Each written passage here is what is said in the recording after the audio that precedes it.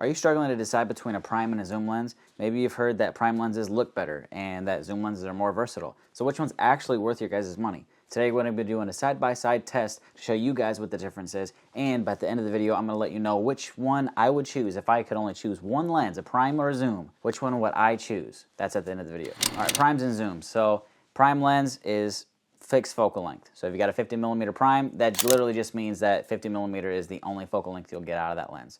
Zoom lenses, obviously, they have more than one focal length. So a 24 to 240, like the kit lens that I got with my RP, or there's the 70 to 200, there's 16 to 35, 24 to 70. There's just a lot of different options out there, but that's the main difference. Primes, you cannot zoom in, this one focal length, and then the zooms, you have multiple focal lengths. I may have done a little mini field test today just to show the difference between these two things. Before we start breaking it all down, I want you guys to put in the comment section below which ones do you prefer? Do you prefer primes or zooms? All right, let's go over the pros and cons for prime lenses. This is a prime lens. This is my Canon Nifty 50mm f1.8. Some of the pros to a lens like this are you can see how small it is. So it's smaller and it's lighter because these lenses only have one fixed focal length. There's not as much optics inside. There's not as much moving pieces and all those things. So a prime lens generally is going to be smaller, lighter, which makes that more portable and more compact. Also, prime lenses are considered to be more clear, more sharp than your zoom lens, and we're going to test that here later on in the video. Also, prime lenses are usually faster lenses, meaning they have a lower f-stop number or wider aperture. So this is a 50mm f1.8. The lens I have on this camera right now is a 16mm f2.8. So those are both pretty low aperture, so they're really good for low light, really good for getting a blurred background in photos and in video. And because they are not a zoom lens, you don't have to worry about that aperture changing on you when you zoom something in. Now, you will have to get physically closer or further away from a subject because it's a fixed focal length.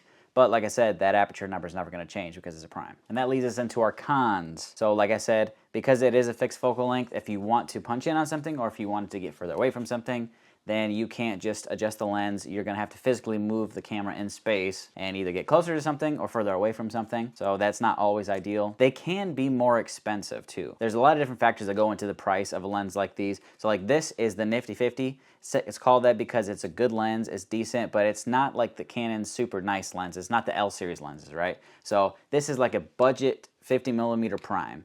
You can get the RF 50mm L series prime. That's going to be a lot more expensive and all those things. It's got better glass in it and it's more weather resistant, all those different options for it because they offer a clearer image, and because they can dip down to lower apertures, they can be more sought after. So generally they can be more expensive, but like I said, that just really depends on the lens that you get because I got this one literally because it was cheap. And they are less versatile, meaning you're only going to get this one fixed focal length, and just because you get further or closer to a subject, that may not be the look that you're trying to achieve. You're going to have to change lenses a lot. So if you're just rocking a bunch of primes for a photo shoot and you got a 15 and you got a 16 and you got a 35 and you got a 24, those are literally 4 or 5 lenses you're going to have to carry with you in your bag all the time. It's going to weigh you down, and it's going to take a lot of time to have to switch these things out. I have done photo shoots, and I have 2 primes now. I got a 16mm and a 50. Then I have my zoom lens, which is 24 to 240. Those are the 3 lenses that I use for making my content and shooting photos and video. I have been on photo shoots where I'm shooting with one lens and then I need to change to the different lens because these are primes, and like I said, you can only get so much out of a single focal length type of lens. Now let's talk about the pros and cons for the zoom lens. All right, zoom lenses are very versatile. This is the Canon RF 24 to 240. Nice little telescopic action there. But yeah, so they're very versatile because they have the extra focal lengths, right? So you can go from 24 to a 35 to a 50, 70, 100, 150, and 240, all with this one lens right here. So all those different focal lengths in this one package.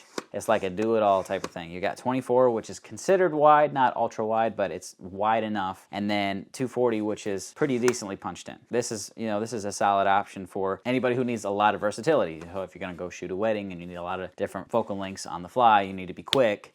That's why these lenses are nice. They're very versatile and convenient. Obviously, it's very convenient not having to have. So if I had every single one of these lenses for the focal lengths that this lens has, that would be 1, 2, 3, 4, 5, 6, 7 lenses. That'd be 7 lenses in my bag that this lens by itself replaces, which is pretty amazing. So it's extremely convenient just to be able to go from, all right, I'm shooting at a 24, now I'm going to punch into a 35. You know what, I want to do a 70 because I'm going to get a nice little video, a little kind of close-up of this wedding party. You know, but come back to a 50mm.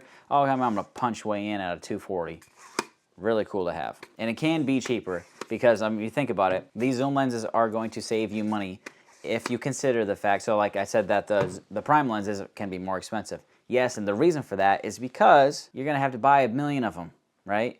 If you got to buy a 24 and a 16 and a 35 and a 70 and a 50 and all these different things just because you really want to have all those primes, then you're going to be spending a lot of money. Especially if they're like the nice lenses, like the L series lenses or the G Masters for Sony or whatever. Whereas this would be 7 lenses in one. So you buy this one lens and you got 7 lenses. So that's how it's cheaper. All right, some cons. This lens, because it's got so much kind of packed into this thing, you got a lot of glass and optics and all the stuff that they have to pack in here to make it go to all these different focal lengths. There's a lot more stuff in here. So it's going to be heavier, right? That lens is going to be physically larger. But you also have to consider the fact that this might be a one and done lens for you. This might be the only lens you need right now. Another con is that these lenses are usually slower, meaning that they don't dip down to a lower aperture as much. So like this lens is an f4, and for that reason, that's how the price for these zoom lenses are going to vary, right? So this lens is, I honestly don't know how much this is. I'll look it up. I'll pop it on the screen right now. That's how much this lens is, right? It's an f4, and I think it's a 4-7. If you wanted a zoom lens that is going to dip down to, say, like an f2.8, you're going to pay the money for it. It's going to be expensive because it's like a sought-after feature, right? If you want a faster zoom lens, you're going to have to pay a price for it. So that is a con. Zoom lenses are not as fast. They don't dip down as far. So not really good for low light. And another con is your image quality may suffer a little bit. Now, nowadays, I don't really think you're going to have to worry about that a whole lot. Like I said, here in a few minutes, I did a side-by-side test, so I'll show you some photos and stuff side-by-side to see if there really is a difference. But what the claim is that because there's so many different focal lengths and so much packed in here and moving parts, that it can make your images more soft, which that may or may not be true. Like I said, we're going to test it. So yeah, that is another con.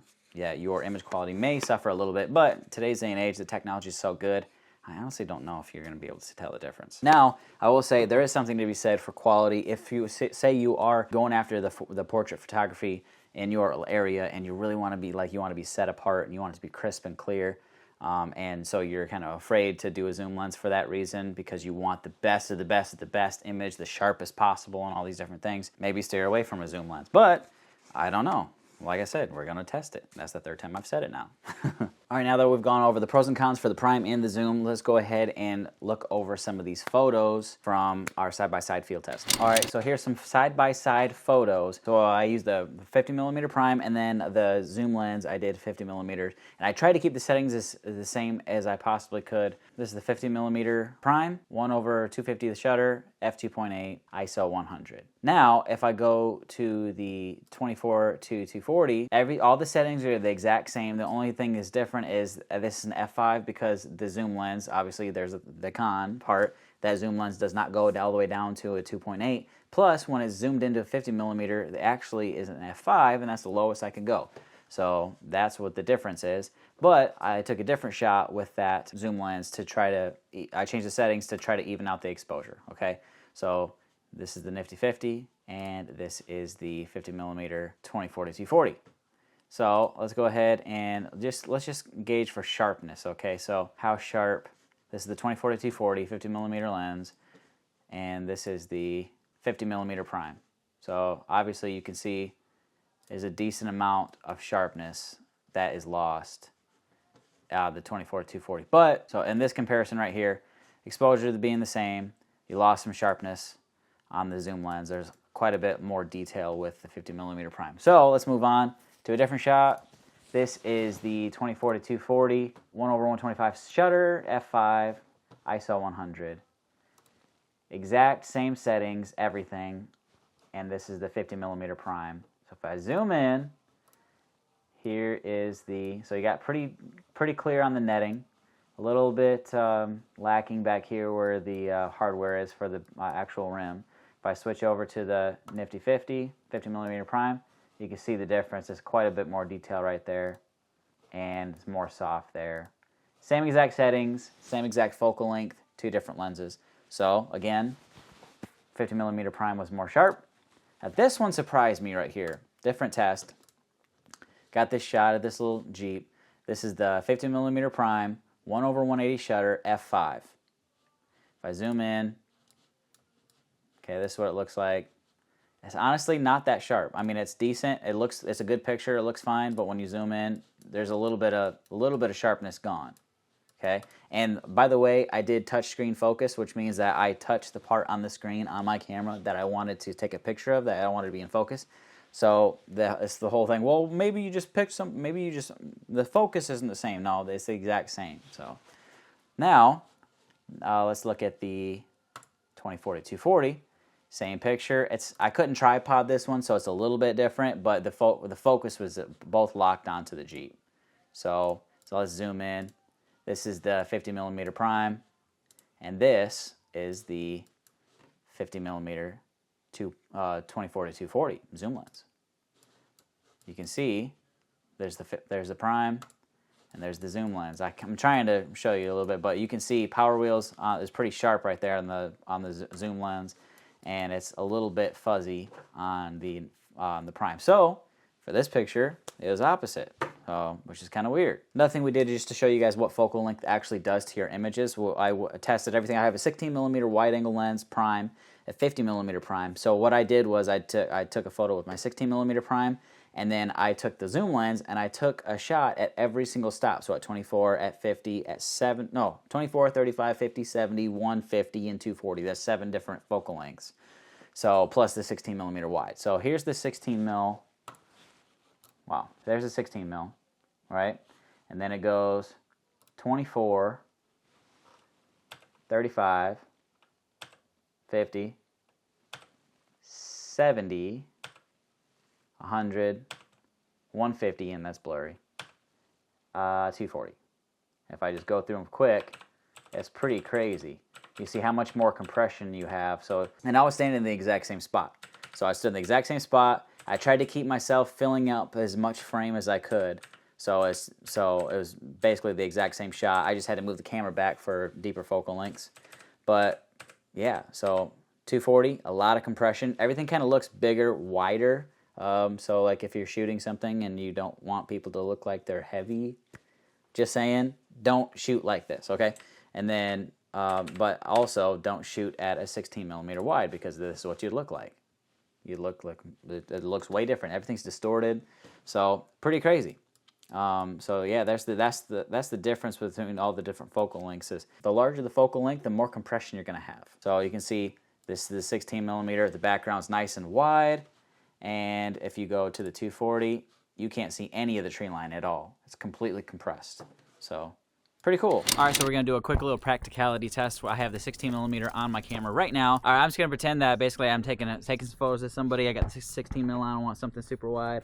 Taking some photos, and now I want to switch over to my 50mm lens because I need a different look. I would like to get some medium tight shots, and I don't want distortion, so got to switch the lens. So this is how the prime lens life goes here. Prime lens. Oh gosh, take this cap off. Switch it over to this one. Pop this guy onto here. Pop this lens on. Okay. Pop this back in there. Close my bag. Take the cap off. All right. Now I'm ready. Start shooting. Snap, snap, snap. Snap, snap, reposition. Snap, snap, snap, snap. 50mm lens. Okay. Now I'm done with that. All right. So that's how long that took to go from lens to lens in a real life scenario. And that was probably actually a little bit quicker than it would have actually been in real life, because in real life, when you're dealing with somebody, you know, you gotta obviously tell them to move and stuff like that. But you're like, oh, hold on 1 second, I gotta change lenses real quick, and they're standing there waiting. All right, so now I'm gonna switch over to my zoom lens, to 24-240. Pop this guy on there, close the bag, and now after I take my lens cap off, now I'm taking shots. I'm at 24mm. Okay, I want a 50. Boom, 50. I want a 240. All right, 240. They haven't moved yet. The subject hasn't moved. I want 70. I want a 35. Boom, 35. It's literally that fast. No switching of the lenses.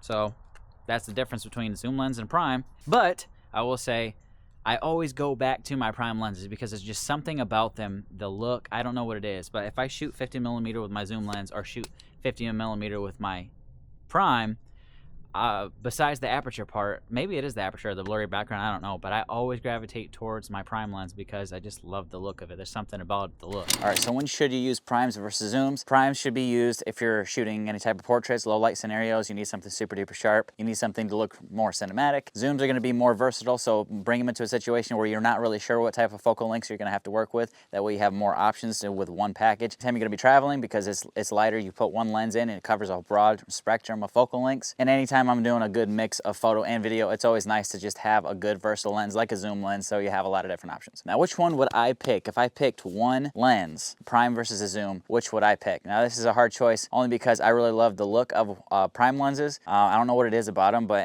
I always gravitate towards my primes when I'm shooting portraits, especially. I just love the look of them. Maybe it's aperture, I'm not really sure what it is, but I really love primes and I love that look. But I don't want to carry around a million different lenses just because I love primes so much. So, because it's more versatile, I would have to go with a zoom lens. But the only caveat for me would be I would have to go with one that has a low aperture number. So yes, I would probably shell out for a zoom lens that has an f2.8 just because it gives you that control and you can still use it in low light. Plus you have all the versatility of all the different focal lengths. So it's kind of like the best of both worlds. So that's probably what I would do. Now, as far as when you shoot a lot of different types of content, from photos to YouTube videos to cinematic shots, whatever it might be, you're gonna need a decent spectrum from super wide all the way up to, decently punched in for compression and everything in between. If I had to pick one, I would probably do like a 24 to 105 f2.8. I don't know if they make my kit lens, the 24 to 240 in an f2.8. If they had that, then that would be even better because you'd have more spectrum to work with. But that's probably what I would do. I'd probably do like a 24 to 105. That way